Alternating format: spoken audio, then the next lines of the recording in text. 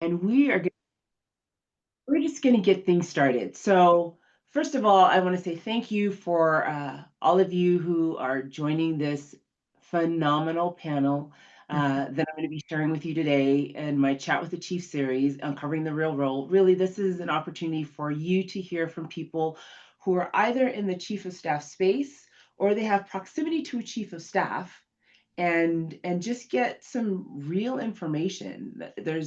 I've got a couple of slides, so there's a little bit of slides, but the bulk of this discussion is not going to be with slides. We're just having conversations with real people.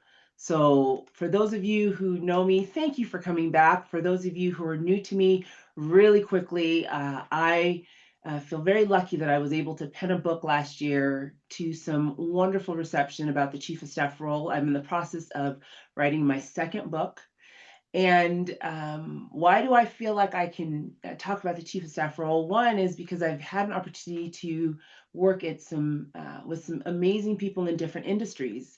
And so I'm dating myself a little bit when I've got the Netscape logo there. For those of you who remember Netscape, and there'll be some folks who don't know Netscape, which is fine. It's fine. I've come to terms with, I'm not a spring chicken anymore. But I've worked at Netscape, Disney, Apple, and a quick story that I want to share is when I worked for Netscape, and some of you may have heard this story. It was when the internet was new and there were browser wars that were happening, and Netscape had over 70% market share in the browser space. Now, mind you, this was the beginning of the internet. We were trying to figure stuff out, and it was huge. Like companies don't have that big of a market share. And so it was very unique to have that be something for us. And we were fighting with Microsoft. If anybody remembers back in the day, Netscape and Microsoft fought. And in the end, Microsoft. Ooh. And so I swore when I worked at Netscape, I will never work for Microsoft. They're evil, they're bad people, blah, blah, blah, like all the things. You know, it's wonderful when you know that people and organizations can change. And I will be celebrating my 10th year at Microsoft in July. And so for me, it's been, again, we can all change. We can all recognize things that we need to do and be better about ourselves. And so that's my little Netscape Microsoft story that's come full circle for me. So who am I? I am the Chief of Staff Architect. I've got over 15 years of experience in this space across multiple industries. I am certified as a project manager professional and other things that have helped me be the strategic operator and the chief of staff that I am today. And I'm excited to share that I've pioneered a boutique chief of staff academy that if it's something that you're interested in, you can actually get credentialed in being a chief of staff professional. So that's all about me. Now let's talk about the good stuff. I am beyond thrilled and excited about my panel. Why? Because they're awesome. I mean, in a word, they're awesome. So I'm going to give them each an opportunity to introduce themselves, but I want to tell you a little about all of them before they get a chance to talk about themselves. So Amanda Donahue is the newest to my network, and in just a short amount of time, I have come to love and respect this powerhouse. She is amazing, and she's probably the glue that keeps their office together. So we'll just say that part out loud so we all know and we're aligned on that. Wendy Huston, Chief of Staff Extraordinaire. Wendy and I started to interact when I was going through an especially challenging time as a Chief of Staff in a situation that I've had other chiefs, including Wendy, say, I don't know how anybody can survive what you're going through. It was hard. I wept. We whiteboarded ideas. We talked about all kinds of things.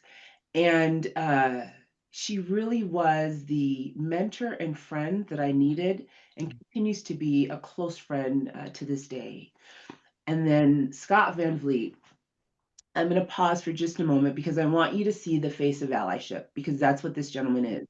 What started out as somebody who was mentoring me to be a chief of staff turned into someone who literally was my sponsor. And how did I know? Because we've all seen that meme. Sponsors are people that speak your name in rooms that you're not in. He literally was doing that for me. And I had people come back and tell me, Scott was saying this about you or that. And so, again, a wonderful, wonderful pillar in my life who he was just my mentor, who is, again, a close friend and somebody who I trust not only with what's going on in my professional life, but we talk about things that are happening in our personal lives to give each other strength. So, the trifecta, as I have named them. And so, Scott, I'm going to start with you. We'll go to Wendy and Amanda. I would love for you each to introduce yourselves. So starting with me, Yep. I'm certainly the least capable amongst this group of panelists, having had experience working with each of you. But it's incredible to be here, Anne Marie, and it's been so wonderful to see the incredible progress you've made, including the most recent accreditation of your program. Congratulations again for that. That's so exciting. And I couldn't be more proud as your friend to see how far you've come in this program that you're building. But for everyone else, hello, my name is Scott. I lead a number of teams here at Microsoft, and I've had various different roles over my career here at Microsoft. And in this capacity here, in my current role, I'm responsible for the work management products that Microsoft owns, as well as our kind of thinking around agentic capabilities, around multi-users, multiple agents coming together and working together to help get stuff done.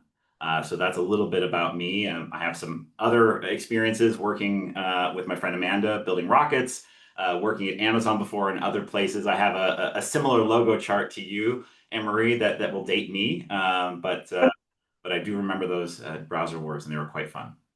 Awesome. Thank you, Scott. Wendy.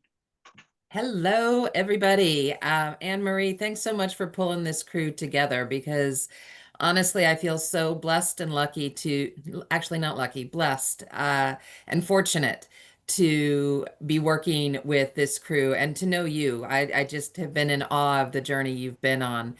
I have been at Microsoft now for almost 9 years. I think I'm coming up on 9 years.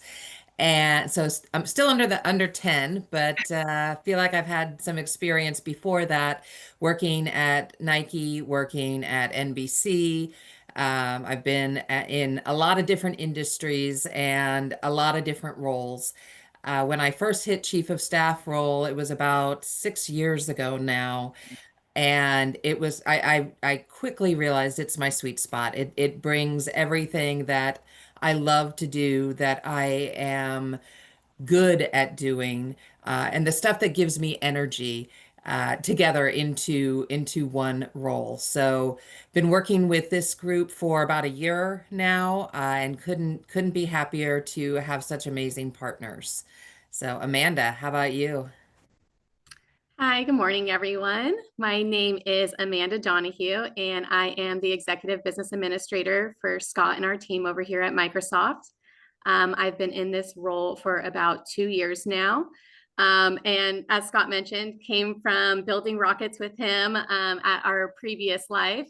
And have been working with Wendy, which has been the newest to our trifecta here in about the past year. So really excited to be here. I'm normally the person behind the scenes getting everything done. So it's funny being on camera today and conversing with everyone. So thanks for the invite, Anne Marie. Awesome, awesome.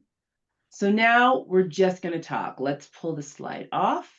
And hopefully everyone can see the lovely faces of my guests. And you know what? Let's just get started with, let's ground everybody on the executive office.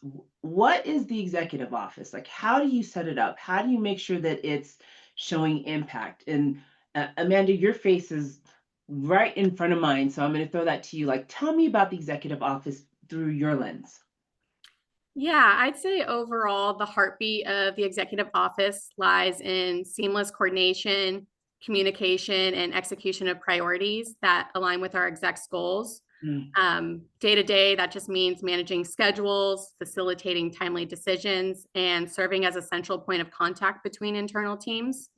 But ultimately, it's just keeping our leadership focused and informed and able to lead effectively. Awesome, awesome. Wendy, did you want to add anything to that? I would plus one to everything Amanda just said and add a little bit of the human side to it, which is we've got each other's backs all the Yeah. time.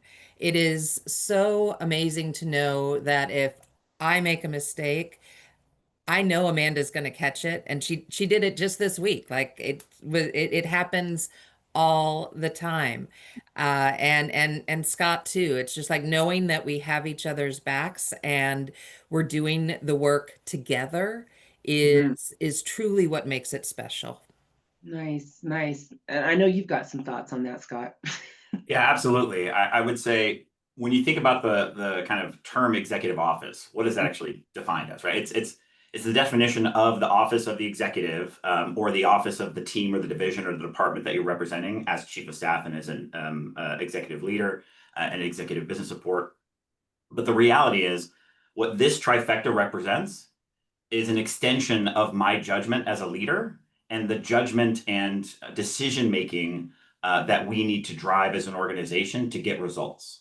Mhm. And Amanda mentioned that in terms of prioritization, in terms of managing complexity. And that's really what that is, I think, incarnate is this idea of high judgment that happens very, very quickly. Because in our context, we've established a really great working relationship. We communicate effectively and clearly. Thanks again for Wendy's background in communications that helps elevate our ability to communicate clearly. But also we move fast in those judgment calls, and communicating those priorities clearly, as Amanda mentioned, is a really critical part of that. And then, of course, as Wendy mentioned, having each other's back allows us to make those judgment calls fast and rapidly. Even if we get it wrong, we know that we can kind of have each other's back to move forward. Yeah. And you said something interesting that, Wendy, Amanda, I'd love for you guys to go into is you talked about Wendy having a background in communication that's kind of helping facilitate some of the things that are happening. Wendy, was that even something that was in your mind when you were thinking about being the chief of staff for Scott? Like how were you able to marry that so nicely that it ended up working so well for this executive office? Oh, great question.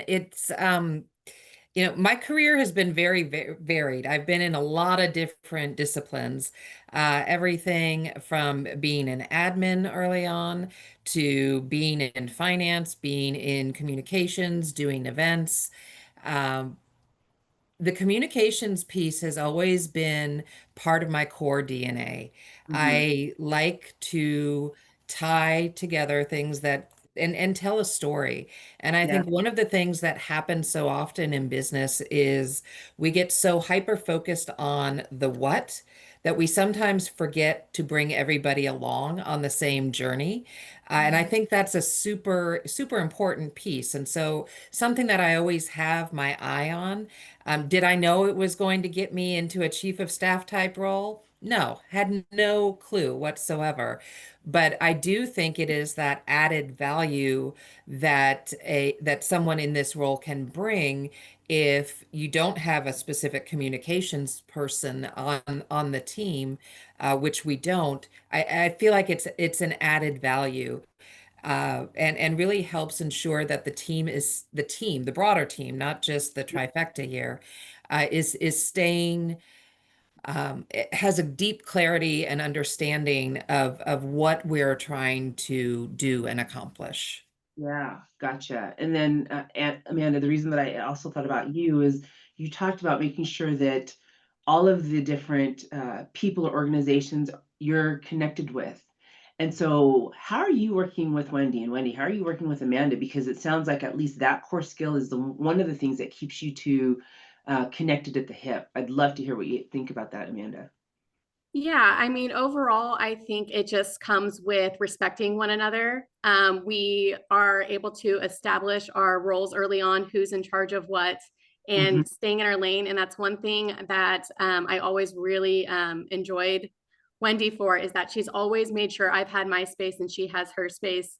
And we are very respectful of like not necessarily crossing that line, but also partnering when we need to. So as you mentioned, like with communication and everything and how great Wendy is with that, we're chatting all day long. We have so many different communication channels that we're going back and forth and answering each other's questions and making sure everything's covered and nothing drops through the cracks.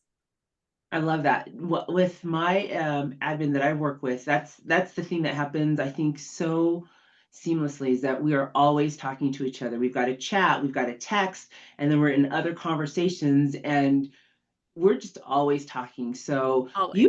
actually lead me into my next question, which is around power dynamics. Mm. You said you are learning how to respect each other and making sure that you stay in each other's lanes.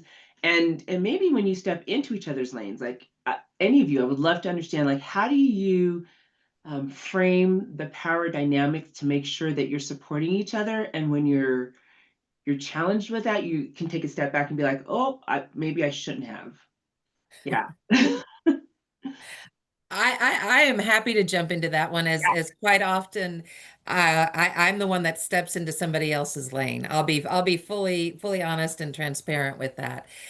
When I first joined this team specifically, Amanda was out on leave. And so I got in the habit of doing a lot of things that might not necessarily typically sit in my world. And Yeah. so as Amanda mentioned, we had a really frank conversation at the very beginning of, okay, I wanted to understand what are her goals? Where is she looking to go and grow? What does she want to do career-wise? And what role can I play to help her accomplish those things?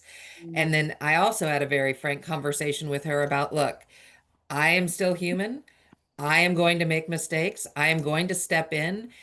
I may or may not even realize it after I've done it. Keep me honest. Hold me accountable to that. And so, and she's great at that. She's like, Wendy, this is something I can take off your plate, you know? And I'm like, damn it. Yes, I do know. And I'm sorry. And I think I've gotten a lot better at that. I think so. But it still happens from time to time because it's a natural space for me to go to. As I mentioned early on in my career, I was in the exec admin space, but it doesn't work when we overfunction. When one of us is overfunctioning, that we're not allowing each other to be the best that we can be. Mhm. And I think it's super critical that we are able to have those conversations when it does happen, because that Yeah. just continues to build the trust. And at the core of it, to me, with a trifecta, the word trust is just front and center. Right. Amanda, how was that conversation from you? Because she just told us her perspective. I was She's actually making herself sound mean, and she's not. She's so sweet about it. But she says she's trying to be frank. And no, it's always it's an easy conversation for the most part because I think we've established that relationship. But I mean, we have the same end goal. We want our team to do well. So we create that rhythm of trust and transparency together. So that way also Scott can lead with confidence that all the admin details are fully handled. awesome.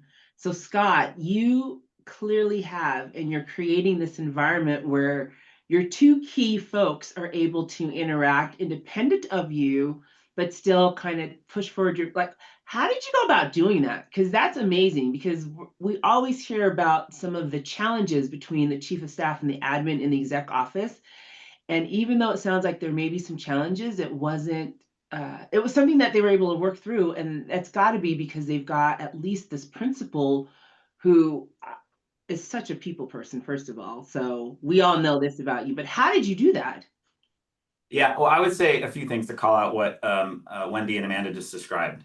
You know, earning trust of others, as these two individual leaders have done incredibly well, is a key part of the trifecta in terms of our cadence of operation, as well as that extension of trust and judgment that comes from the work that we've done. Which you've also heard or may not recognize in these two individuals, they demonstrate super strong ownership. This idea that there's no job that isn't my job, Mhm. that is defined by these two leaders. And so this idea of me having these folks as an extension of my power, right? Just think about it. It's an extension of my power in the position I Yep. sit in as an executive leader, is given freely by me because of the trust we've earned together, because of the ownership they demonstrate. And then what happens is I reinforce that trust and I reinforce that sense of ownership in all respects when we interact with the rest of our team. So, for example, I have a leadership team. We have a staff meeting on a weekly basis that includes some of our folks from international teams that join us. Wendy and Amanda have the same level of voice as I do, and the same level of power that I do, as well as the rest of our leadership team. So there's kind of an innate expectation that I try to set with my leadership team, and to an extent the extended leadership team in the entire organization, that they represent who I am. There's also some techniques that I take, which includes deferment. So I'll defer things to, like, Wendy's got the judgment on this, or Wendy's got the decision to make on this. I'll defer to Amanda on taking ownership of this particular topic. And so in that, you're kind of role modeling this idea that, like, no, you don't need to come to me for everything to get approval. Wendy has that authority and autonomy. Amanda has that authority and autonomy. And so we've established that trust. I see their ownership.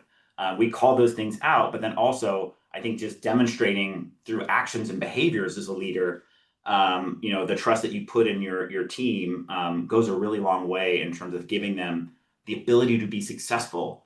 Because it's one thing to say, like, oh yeah, you all have the same autonomy and authority, and then if you don't do anything about it, then they're going to be left impotent. They can't actually get the work done. Yeah, yeah. Well, and you said something that I really like too, because I think sometimes, especially those of us that are in the tech space, people love to CC managers, and they're like, well, I know Wendy told me this, but I'm going to go and talk to Scott and see if this is really what he thinks. And the fact that you're like, no, I actually am giving them the authority to act on my behalf with this thing. Now you're teaching your team, this is, like you said, this is the behavior I want to see modeled in our group. No, Sure. don't come to me if I've given this person the baton. Go to that person. And then if there's an issue there, then maybe the three of us have a conversation. But I'm not the person that you go around. And so, Wendy, Amanda, I kind of want to hit on this with both of you too, because hearing him say that out loud, like, what are the things that are going through your minds right now? Because I know that he does it, but saying it, let's keep him accountable to it. I've been waiting to jump in. Like, it's not just words that he's saying there. It is absolutely how he shows up with our team and with everyone. Um, having worked with senior leaders for quite some time now, one of the pitfalls that I see them fall into is feeling like they always have to have all the answers. Yeah. And I know that a lot of people will feel that way, whether you're a senior leader, medium leader, or just an IC. Scott doesn't fall into that. He is so good at saying, well, I have my opinion, I have a thought, but really the person you need to talk to is, and I see him demonstrate it constantly.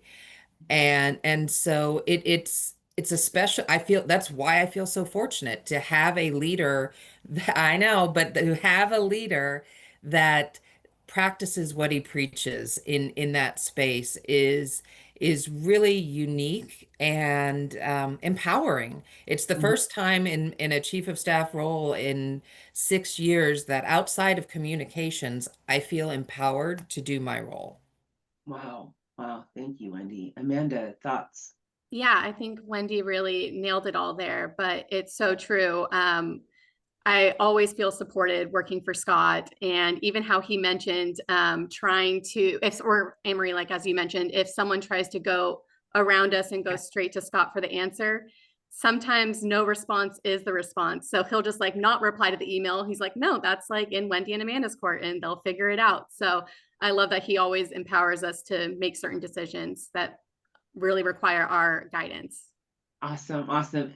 Amanda, okay, so let me tell you why I'm enjoying every time you say something, because you finish it and I'm like, oh, she's leading right into the next series of questions. I love this because it's all around decision making and prioritization. And so I would love to understand how, as a team, you guys actually showcase how the decisions are made.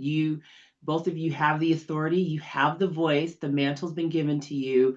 How do you execute against those decisions? I guess it's just like a balance of context and alignment in our priorities. We do have our trifecta meetings that we have every Friday. So we always go over our decisions and things that we need to make there.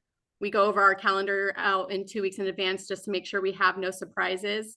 But overall, it's just discussions between each other. Also in advance, we always have like our rhythm of business that's built out. So we're able to assess things there and the relevance. But we're a team. So we go through questions and things that need to be conquered together.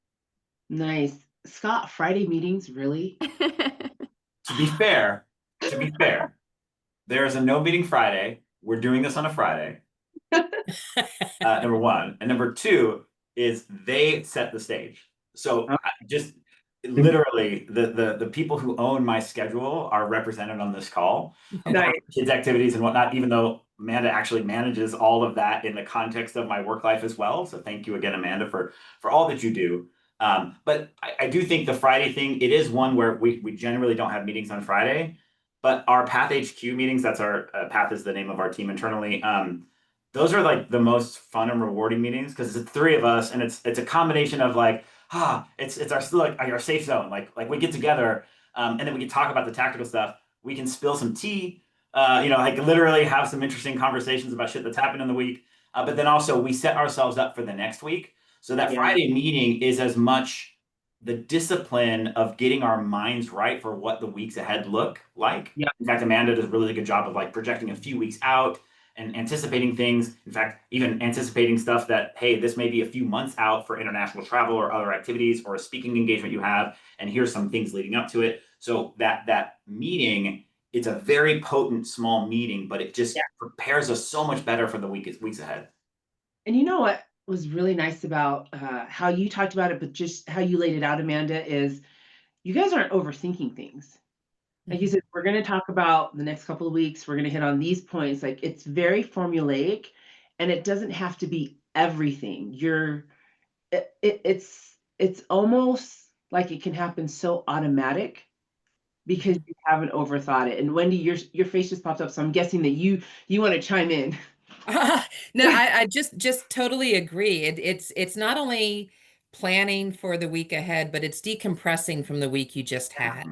And to me, that is a key way to be able to enjoy my weekend, to be able to come back fresh on Monday, is knowing that I get to chat with these two folks and be like, can you believe what XYZ? And it's always it's a meeting on Friday, but honestly, it's one I look forward to every week. Nice, nice. And it's probably a nice way to kind of cap off the week. Yeah, Just yeah, absolutely. we don't have to worry about this stuff until Monday comes around. We've talked about all the things because I know when I have to carry something throughout the weekend, my weekend is it's thrashed. Yeah. And then I'm a little irritated because I'm like, I gotta think about this. I gotta think about this. So I was, poking at Scott a little bit for that, but can respect that it's a decision that was made in concert with both of you. And it wasn't something that was done in a silo and you all were like, yep, this is the best, which again highlights the importance of having an executive office that's connected. And you said trust so many times, a group of individuals that trust each other, and you're trying to do what's best for the organization while staying true to yourself. So love that, love that. So Yeah, one other thing I just want to throw in there is none of us see each other every day. We mm, all work remotely. And I think that's an important piece to throw out there because honestly, it was something I was a little unsure of when I first started it with this team. It's like, ugh, one of the things that matters most is being able to be connected to the people that you're working with. Um, and Scott's in California, so's Amanda, but different parts. I'm in Washington. We still are able and were able to build that same trust and connectedness, but it was very much intentional in terms of how we approached it. yeah, Um, and so I just want to put in a plug that it can work, but you have to be disciplined about it and ensure that you're committed to making it work. And that had to happen across all three of us. yeah. I think that's a really good point, actually. And thank you for bringing it up because I think there's a little bit of a misnomer that you've got to be face to face all of the time. And I think there definitely is an aspect of face to face that needs to happen. Absolutely. Yep. But it does not have to be the requirement. It, for me at least, because I've always been a remote chief of staff, when I have those face to face times, it's celebratory. Yeah. And so I'm gonna get myself into a little bit of trouble, but there's not a lot of work that's happening when I'm doing the face to face times when I'm meeting with everyone, because we're all around each other and we can talk. And I don't take calls, any Zoom calls or Teams calls on those days, because I'm with folks in the office. And so I really like that that's what you shared about that. And Scott, Amanda, I definitely want you to share any thoughts that you have around setting up a structure where remote is equally as successful, if not sometimes more successful than the face-to-face time. Yeah, I guess So I'll kind of jump in there too. I think the biggest thing is too is like we work for Microsoft. We build these programs and everything to work remotely and work well together this way. So, and like you mentioned, kind of not getting as much done when you are face to face sometimes. I find whenever I do get to travel up north, you're stopped in the hallways constantly and talking, and but it's a good thing too. It's like you're making those relationships with your team members and everything, but it's all about just having that, gosh, can't even think of the word right now, but having the, I don't want to say punishment, but having, oh my gosh, totally slipped my mind. Oh, excuse me for that. But just no, being you're able to fine. dedicate yourself to your work, and you know when you need to get something done. We're all adults here just trying to get our work done. So you should be able to prioritize and get done what you need to. Yeah, for sure. Yeah, I would say a few things. One is the work that we do together and the trust that we've established transcends any boundaries of location, right? And so I think that's just something that you have to be intentional about working towards, irrespective of a remote situation or a hybrid situation or an on-prem situation. Like all Mhm. those things aside, like if I haven't established an honest and a high integrity relationship with Wendy and Amanda, then all that stuff's going to break down. So I think we started this conversation around trust, and I think that's like the critical success factor is that we've established trust. Now, Mhm. trust is earned in drops and lost in buckets, right? And Yeah. so it is something that we continue to do on a daily basis of our engagement and working together and be intentional about that. And that includes creating space for vulnerability. So we can be vulnerable around each other. I think we talked about how we'll talk about stuff in our personal life and we'll talk about stuff in our professional life. It's not a requirement. You don't have to talk to people you work with in your personal life, but it certainly demonstrates a level of vulnerability and support and empathy that we can demonstrate for each other. And so in that trust building process, we feel more comfortable. Where I took yesterday off as the last day of school for the kids, and Wendy's like, shit, I need to get this thing out. She just texts me and I'm like, got it, on it, boom. And we have that relationship where she's like, hey, I just need 5 minutes. Or Amanda's like, hey, I need to talk to you about something. And it's like, cool, call. We don't have to wait for our scheduled one-on-one. We don't have to wait for our scheduled, HQ trifecta sync. It's just Mhm. literally something that happens. And in the case, like sometimes Wendy's like, I'm driving home. I want to talk to you about what happened today. Cool. Like we'll just get that call going. I think those things can happen if you're in person, Yeah. and if you're remote. But the idea is that because we have that trust, it's just like, I just need to talk to you for 5 minutes. Uh, Yeah. and so I do I'm a very social person. You know this about me, Anne Marie, and so does my crew here. But I feed off of social energy. So I also like going up. I travel every 4 to 6 weeks ish to see teams around the world, mostly to go to Redmond. I'm coming Mhm. up there week after next. I'm so freaking excited. And that fills my cup in terms of my social energy. But it is kind of continues to build that trust, but it helps me be more effective remotely because that trust exists and we're just continuing to develop it. Yeah. You, excuse me, used a word that I want to talk a little bit about. You talked about vulnerability.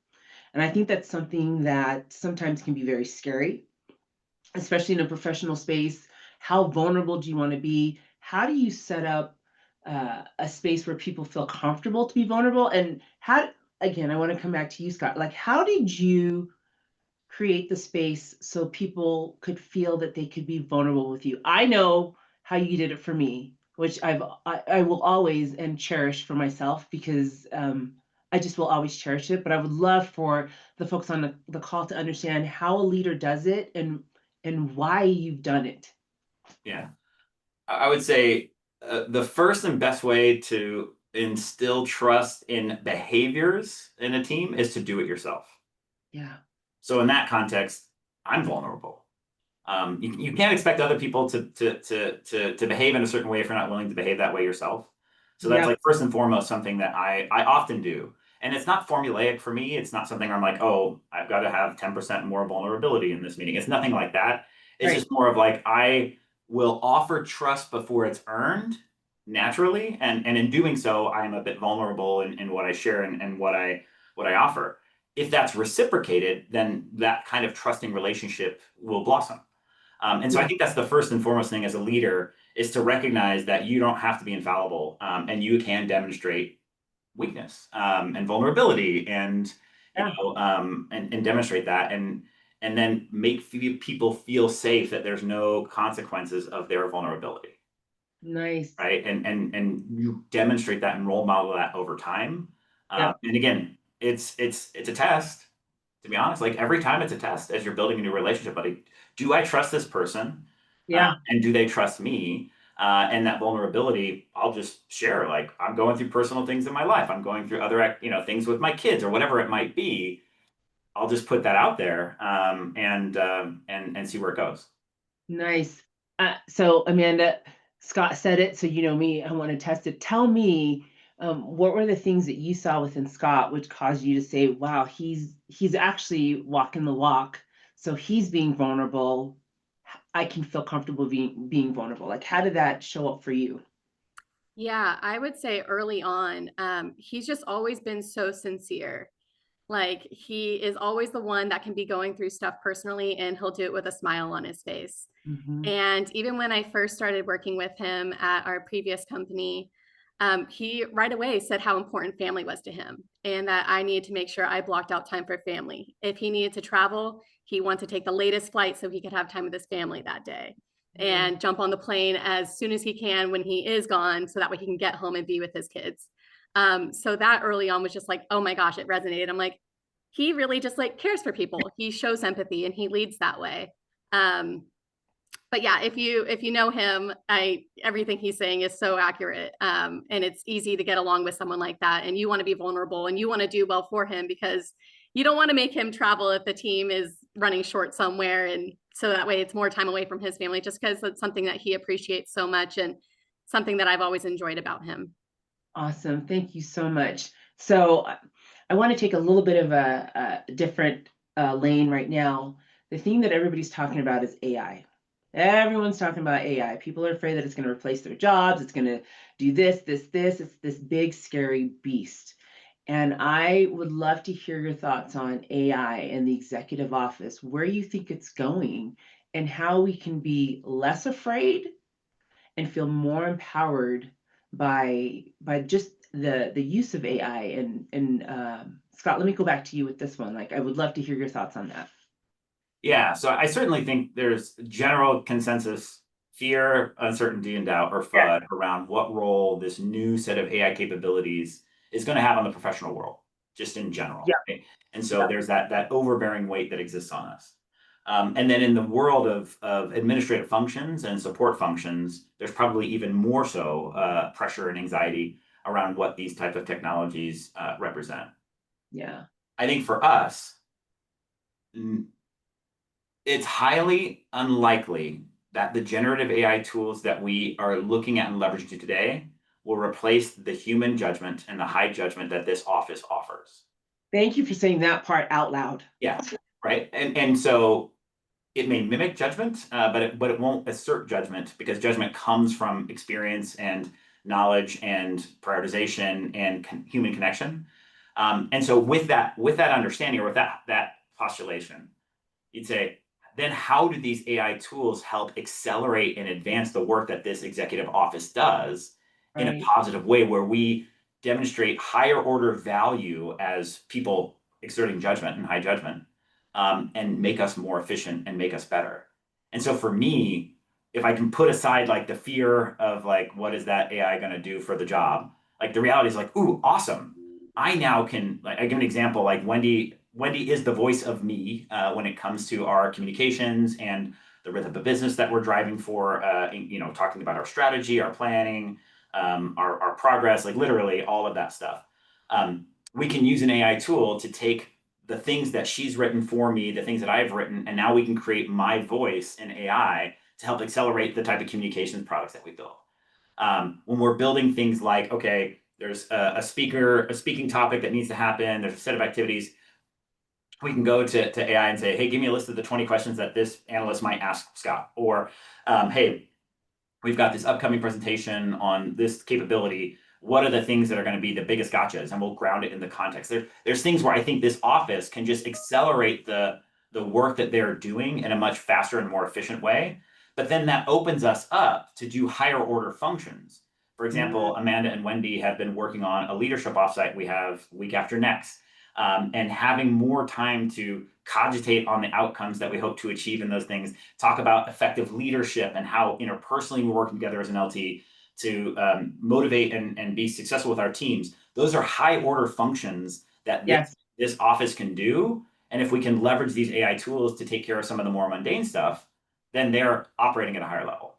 Yeah. So what I really liked about what you did is you literally showed how AI is an extension of even the That's right. individual that you've empowered. So it is taking away some of the work that they were doing, but it's taking away, like you said, the mundane tasks so they can operate at a more strategic level. And so they're more aligned with whatever your vision is. And it gives them, I would think, an opportunity to think literally outside the box. The term that was overused, but it makes a lot of sense.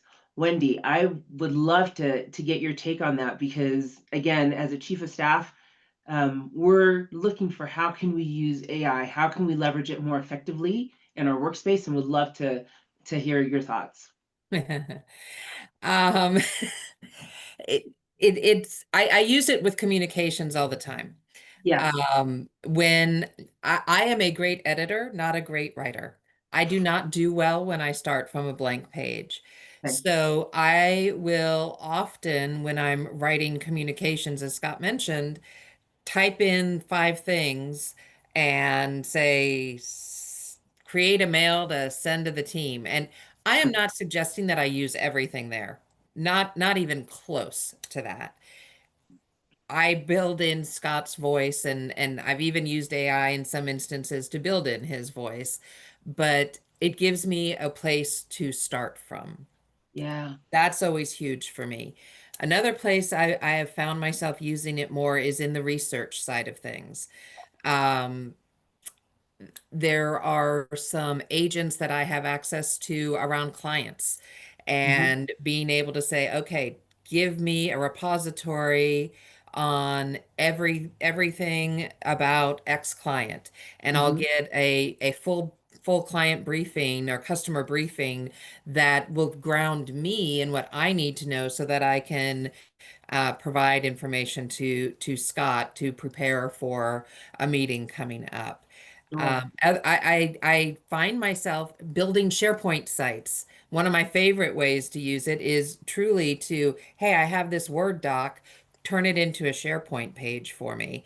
And that takes like seconds as opposed to 15 minutes. Not high time, but it gives me the opportunity to think about things uh differently and as have think time. I remember 10, 5, 6 years ago, it's like, I never have time to think. I now have time to think. Yeah. Well, and I find because I sometimes can be distracted by work, doing work. And if I've got AI crunching on something for me and I'm distracted, when I go back to it, there's less, the lost time is less. Because Yeah. we've all heard, like, if you're focused on something and somebody pulls you away, sometimes it takes 20 minutes to maybe an hour to get back into that zone. Well, if I understand how to use AI effectively and I've given it a task and I get distracted, when I come back, maybe it's only 10 minutes that I've lost instead of a full 30 because I'm like, oh, that's right, I was trying to, and what was that going on? So I appreciate that you provided with good information with a specific outcome, and it provides you with some sort of result that you still have to massage because we don't take it for everything, but Right. and you save time. It's giving you probably additional things that can feed whatever you're looking for, and it's closer to the end result that you were hoping. So thank you. Amanda, Scott, thoughts on that? Because this is a huge part for all of us. Yeah, I definitely think Wendy nailed it a lot from our job function, where it's readily available for us, and we can pick and choose what we want to use out of it. Mhm. And Scott, you can probably dive into it a lot better than I can, but I know you hit on most of the points. But as far as our job, it definitely does help in the creative aspect in drafting things and outlining things. And when it can be tough to start certain situations, it's definitely becoming easier now. Nice, nice. Yeah, I would say to close off, like when ChatGPT first was announced, and of course Copilot came shortly after, um, I found it interesting and novel, but it was always like, yeah, I'll go play with that later. And then over the last year and a half, building products with AI, my whole experience is transcended, where instead of saying like, okay, I'm doing this work, maybe I'll think about throwing an AI to review or do something like that, to where I literally start in the chat window. Like, Yes. okay, I've got to go do a thing. Let me see how far can I get with the AI tool before I actually go start doing it myself.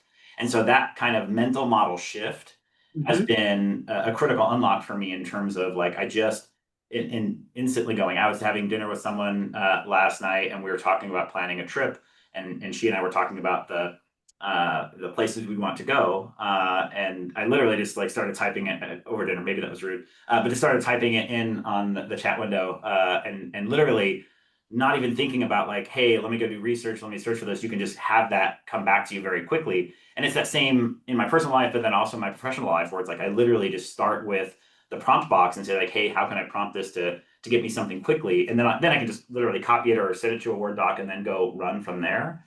But it has changed with time how much more I rely on it. Yeah, when I have conversations with folks, I always ask them, how much you're using AI? And I said, you need to use it every day. You literally can get value from it every day if you know exactly how to use it. So we are going to jump into our Q&A session. But before we do, because you guys, like I said, you all just set me up so nicely, and I just love it. Um, I want to tell you all about what's coming up next, and then we're going to do the questions. So we've been talking, let's get the share button. Let's get this on the screen. We've been talking a little bit about AI, the Chief of Staff Office, and on June 16th through the 18th, I am going to be hosting a free 3-day Chief of Staff and Engineering Prompt Intensive. If you haven't registered, I'm going to add the registration button in our chat in just a moment. Make sure you register. We're going to talk about what is a chief of staff. You've heard these three brilliant professionals give you an awesome perspective on what this office is, what it means, and how they are able to operate successfully in it. I want to talk some more about that and how you can use AI today. I promise you, at the end of each evening, you will walk away with a way to use AI in that moment, not down the line, not, I'm going to do this and then see what happens in 3 months, literally that night. And so I'm going to put this in there. Make sure that you register and join me. And then our next month's speaker, Kim Casey, will be joining us. She is a boss when it comes to financials in the Chief of Staff Executive Office. The U.S. Will be observing a holiday on the first Friday of the month. So we are pushing it out to the second Friday of the month this one time so we can accommodate that holiday. So make sure that's updated on your calendars.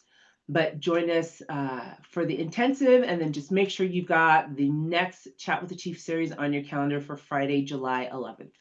So let me stop sharing, and I see we've got more questions in the chat. So folks, as you have more questions, please go ahead and let me know. But we've got one from Maria.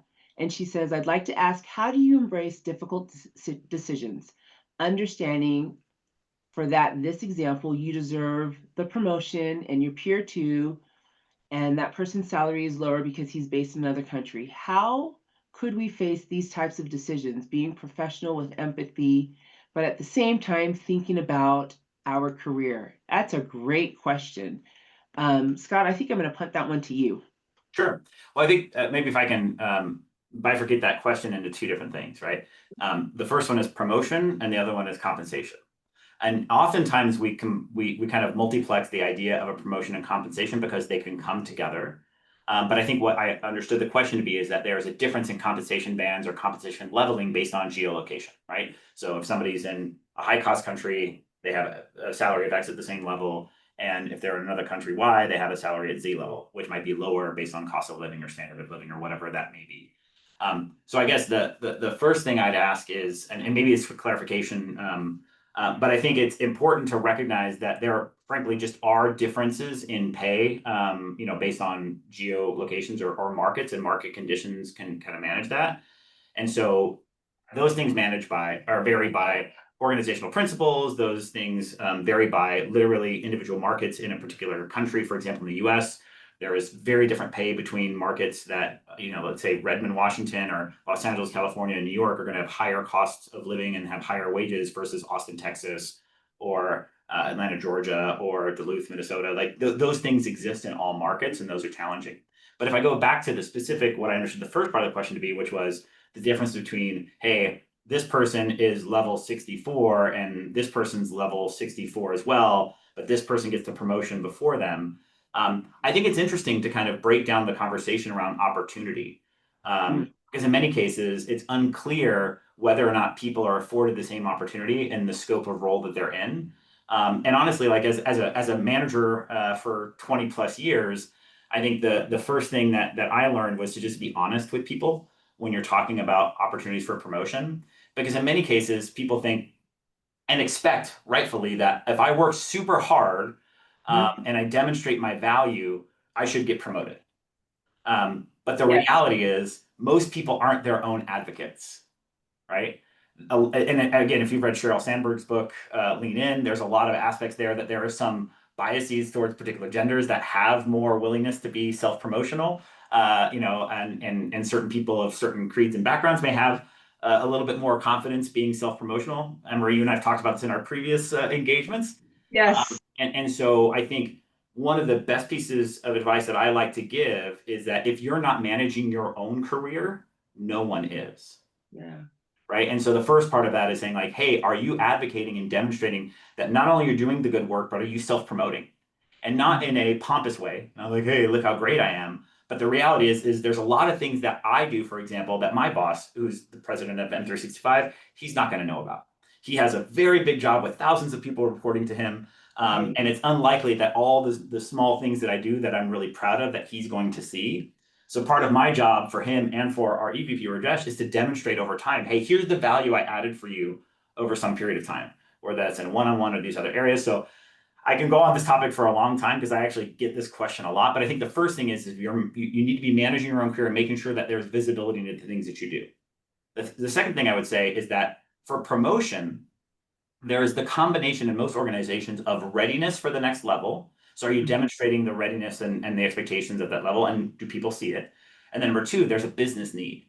And the business need is the thing that often gets missed, because in some cases you may be ready for the next level, but if there isn't an opportunity or if there isn't a role or a need in the business to get it there, you may not have the opportunity for promotion. And so some cases that means like, okay, look for other roles in the organization or other teams in the organization that may have the scope or the opportunity for scope that you can grow up in.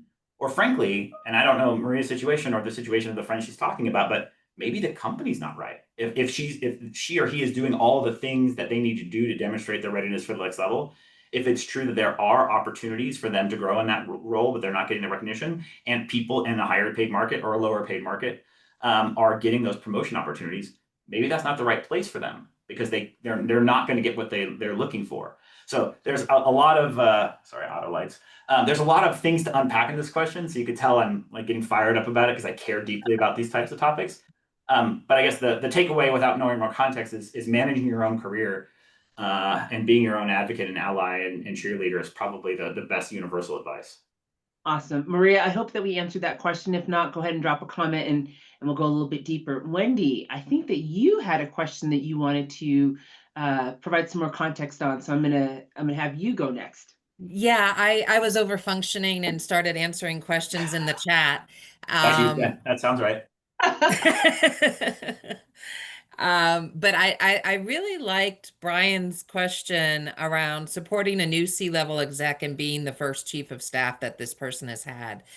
I've been in that position a couple of times where they're like, okay, I'm now your chief of staff. And they, quite frankly, in my experience, don't necessarily know what to do with you. Like, okay, I've functioned my entire career without having a chief of staff. What is it that this person can do for me, and how as the person in the chief of staff role, do I uncover what is going to provide the most impact and provide the most value?